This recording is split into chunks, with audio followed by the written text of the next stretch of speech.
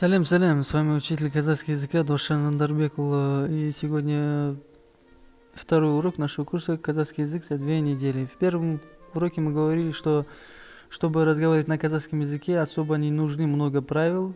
Вам нужно лишь освоить использование глагола, слов. Это первое. Второе – это виды окончания.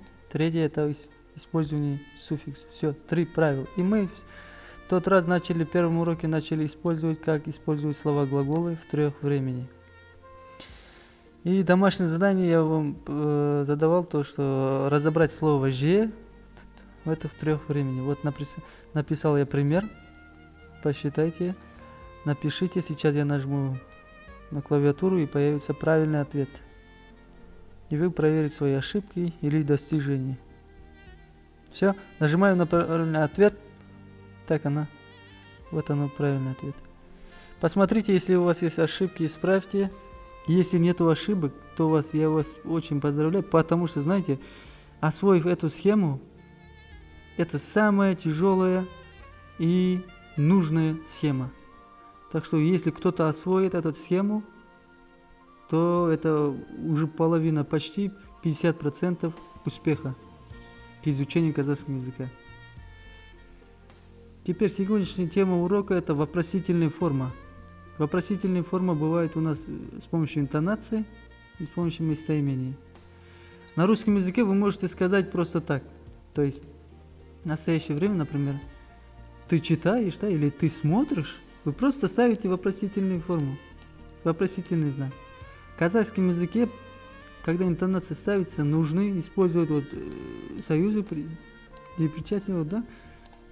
Маме, бабе, папе. Они ставятся после этих глаголов. То есть после этой схемы вы можете ставить эти союзы. Теперь появляется вопрос. Их же 4, да?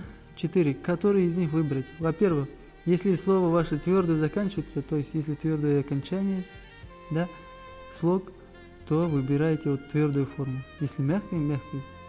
Опять появляется вопрос, их же 2, все равно, если нашли, да, твердое, их же 2. Если ваше предложение начинает от лица я, ты, вы, то они относятся ба и бе. Если ваше предложение начинается от лица он, она, то они относятся маме. Я специально синий перекрасил ол, да, и маме, чтобы было понятно. Давайте я приведу пример, чтобы было понятно.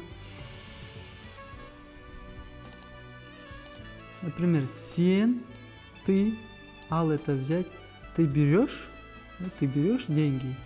Сен алып жатырсың ба. Вот. Вы просто на русском говорите ты берешь и ставите вопросительный. А в казахском языке здесь заканчивать. Да, надо добавлять союзы. Ол алып жатыр ма? Он берет. Вот как так начали на ол, заканчивается на ма, как я и говорил. В будущем время сен аласың ба? Ты будешь брать? Ол алды ма? Он будет брать. В прошедшем времени сен алдың ба? Ты взял? Или ты брал? Ол алды ма? Он брал или она брала?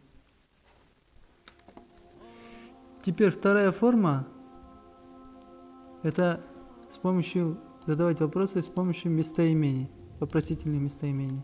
Например, кто, что, почему, когда. Когда используется это вопросительное местоимение, этот ба и бе не используется. Хорошо? То есть это с помощью интонации, когда нету вопросительных местоимений. Когда вопросительное местоимение просто впереди стоит, и все, дальше читайте относительно вопроса. Например, кім алып жатыр? То есть, кто берет в настоящее время, да? Кім алып жатыр? Как так неизвестно, кто берет, мы говорим от лица ол. Или кім алады? Кто будет брать? В будущее время. То есть, та же схема, эта схема остается здесь. Просто вопросительное местоимение ставьте и в конце вопросительный знак. Неге алды? Почему взял? Неге алды? На этом мы с вами заканчиваем сегодняшний урок. Домашнее задание я бы посоветовал вам бы каждый день ежедневно писать дневник. Сначала пишите на русском языке, что вы делали сегодня. Это для того, чтобы успешно использовать свои знания. Пишите, начинайте с 3 предложений. Вот, например, я сижу, пишу дневник и думаю о чем-то. И вот напишите с помощью словаря и, конечно же, используя эту схему глагола, прошедшим, будущим или настоящим, как вам угодно. Попробуйте, мне это очень сильно помогло освоить английский язык, как-то я знаю казахский язык. На этом мы с вами прощаемся. Сау болыңыздар.